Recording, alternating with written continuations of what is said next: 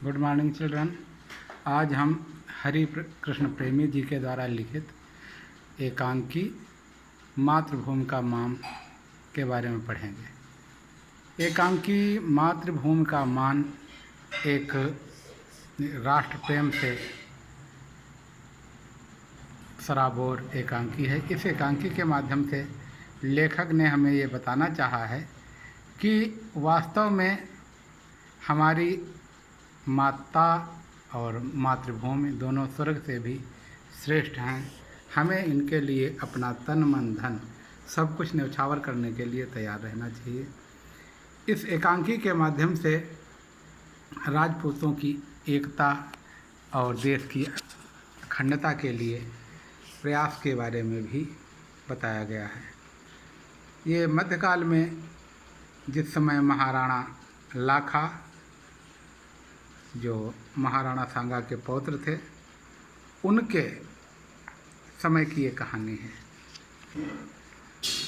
एक बार महाराणा लाखा के मन में विचार आया कि बाहरी ताकतों से लड़ने के लिए सभी देशवासियों को, विशेष रूप से राजपूतों को एकजुट होना चाहिए। और इसी एकजुटता के लिए उन्होंने चाहा कि जितने भी राजपूत हैं सब एक झंडे के नीचे आ जाएं। यदि कोई राजपूत एक झंडे के नीचे नहीं आएगा तो उसको बलपूर्वक लाया जाएगा, यानी कि उसे युद्ध करके हरा करके युद्ध में बलपूर्वक किसी भी प्रकार से राजपूताने झंडे के नीचे अर्थात मेवाड़ के झंडे के नीचे लाया जाएगा। लेकिन यह बात सभी राजपूतों को अच्छी नहीं लगी। उसमें से बूंदी के राव हेमू इससे पूर्ण रूप से विपरीत थे। वो कहते थे अनुशासन अच्छा है, लेकिन यदि कोई अभिमान में आकर के कहे हम बूंदी को अपने कब्जे में कर लेंगे, अपने अधीन कर लेंगे, तो नहीं। प्रेम से तो हम कुछ भी करने के लिए तैयार, लेकिन अगर कोई व्यक्ति चाहे कि हम उसको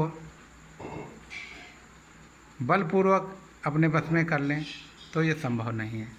यही बात उनको चुभ गई और इसके लिए राव हेमू ने महाराणा लाखा की अवज्ञा कर दी।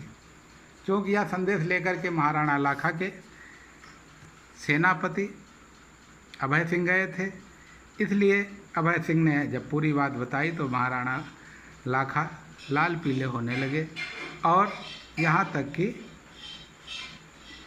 बूंदी राज्य पर चढ़ाई कर दी। चारों तरफ से बूंदी राज्य को घेर लिया। महाराणा लाखा के इस कार्य से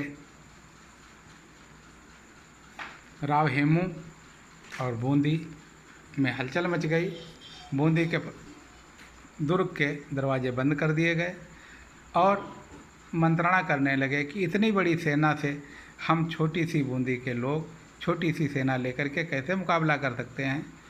ये बाद में सामने आई बात कि हम उनसे सामना नहीं कर सकते, लेकिन युक्तिपूर्वक छल बलपूर्वक हम उन्हें अवश्य पराजित कर सकते हैं और यहाँ से भागने के लिए मजबूर कर सकते हैं।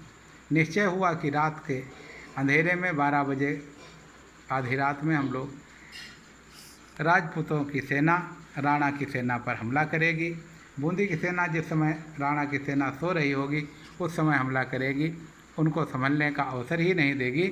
परिणाम उसका ये होगा कि वो सिर पर पैर रख करके भागेंगे और इस प्रकार से बूंदी का हानि भी नहीं होगी और महाराणा लाखा का अभिमान भी टूट जाएगा, हार का सामना करना पड़ेगा। ऐसा ही हुआ। आधी रात को राव हेमू की सेना ने आक्रमण किया। महाराणा लाखा स्वयं युद्ध के मैदान से ऐसे मौके पर भाग गए और बूंदी का राज्य बच गया। बूंदी की सेना ने एक अद्भुत पराक्रम करके दिखाया, जो कि बिना युद्ध लिए लड़े ही युद्ध जीत लिया गया। उसके बाद में स्थिति बदली। अब कहानी यहाँ से स्टार्ट होती, जो आपके एकांकी है, ये पूर्व की कहानी है, इस पर आधारित कहानी है आगे की। महाराजा राणा लाखा का दरबार लगा हुआ है। वहाँ पर उनका सेनापति अभय सिंह तथा उनके अन्य साथी मंत्रीगण बैठे हुए हैं। राणा लाखा शपथ लेते हैं कि मैं अपने जीवन में कभी हारा नहीं, हमारे राणा परिवार के लोग हारते नहीं हैं, लेकिन ये बूंदी से हमें जिस प्रकार से युद्ध के मैदान से भागना पड़ा, ये मेरे माथे पर कलंक है। जब तक मैं बूंदी को हरा नहीं लेता हूँ, तब तक अन्न जल कुछ भी ग्रहण नहीं करूँगा और राज सिंहासन पर नहीं बैठूँगा अथवा राज मुकुट को भी नहीं धारण करूँगा।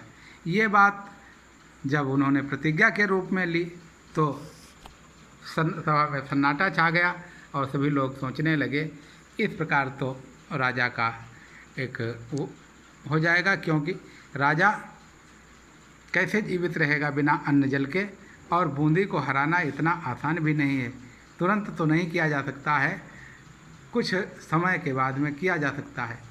तो आखिर युक्ति निकाली गई कि एक नकली बूंदी दुर्ग बनाया जाए और उस दुर्ग को अपने सैनिकों के द्वारा ही दोनों तरफ से युद्ध किया जाए हरा करके, और महाराणा लाखा के संकल्प को पूरा किया जाए, जिससे महाराणा लाखा को बचाया जा सके, उनकी प्रतिज्ञा को बचाया जा सके। और इस प्रकार से ये बात हुई, तैयारी की गई।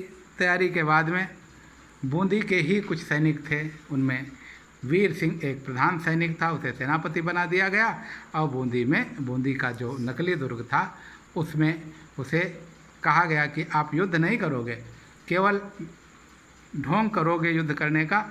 कुछ ही समय में राव हेमू का मानमर्दन हो जाएगा और बूंदी ध्वस्त हो जाएगी। नकली ही बूंदी से ही राणा लाखा जीत जाएंगे और उनकी प्रतिज्ञा पूरी हो जाएगी। लेकिन वीर सिंह ने अपनी मातृभूमि की, भले ही नकली बूंदी थी लेकिन बूंदी का मान था उसमें, वो कहता है कि हमारे शरीर में बूंदी का खून बह रहा है, इसलिए हमारे रहते हुए अगर बूंदी का अपमान हो जाए, बूंदी जीत ली जाए इतनी आसानी से, तो ये हमारे लिए कलंक की बात है। इसलिए वह अपने सभी साथियों से कहता है, भाइयों जीते जी महाराणा लाखा का भले ही मन खाए, उनके नौकर हैं, लेकिन जब तक हमारे शरीर में प्राण रहेंगे तब तक इस नकली ही बूंदी से ही इसमें कोई भी एक सैनिक पर नहीं मार सकेगा, महाराणा लाखा स्वयं इसमें घुस नहीं सकेंगे। आप अपने तीर तलवार के द्वारा इतना भयंकर युद्ध कीजिए जिससे अंतिम क्षणों तक हम बूंदी को बचा सकें, भले ही अंत में हमको मृत्यु को वरण करना पड़े, लेकिन बूंदी को बचाएंगे। ऐसा ही हुआ, भयंकर युद्ध हुआ दिन में, और जो महाराणा लाखा और अभय सिंह को संदेह नहीं था, इतना भयंकर युद्ध हुआ, तमाम राणा के सैनिक मारे गए। आखिर वीर सिंह और उनके साथियों के पास में इतने शस्त्र भी नहीं थे, शाम होते होते उनके अस्त्र समाप्त हो गए और वीर सिंह सहित समस्त सैनिक मारे गए। आगे वीर सिंह का शव तथा उनके साथियों के शव को लेकर के महाराणा लाखा सभा मंडप में रखते हैं और वहाँ पे शोक सभा करते हैं। उस शोक सभा में राव हेमू भी आ जाते हैं। राव हेमू सहित सभी लोग अपने वीर नागरिकों का अभिनंदन करते हुए कहते हैं कि देखिए हमारी बूंदी में कितने महान सैनिक हैं जो अपने प्राणों से भी ज़्यादा अपनी मातृभूमि से प्यार करते हैं। महाराणा भी ऐसे वीर सैनिकों सहित वीर सिंह को नमन करते हैं। चारणी आकर के गीत के माध्यम से वीर सिंह की वीरता को प्रणाम करती है तथा वीर सिंह के इस कृत्य को सभी लोग सराहते हैं। परिणाम उसका ये होता है, राव हेमू कहते हैं कि ठीक है, अब तक जो हुआ सो हुआ, अब हम इस प्रकार का नहीं करेंगे।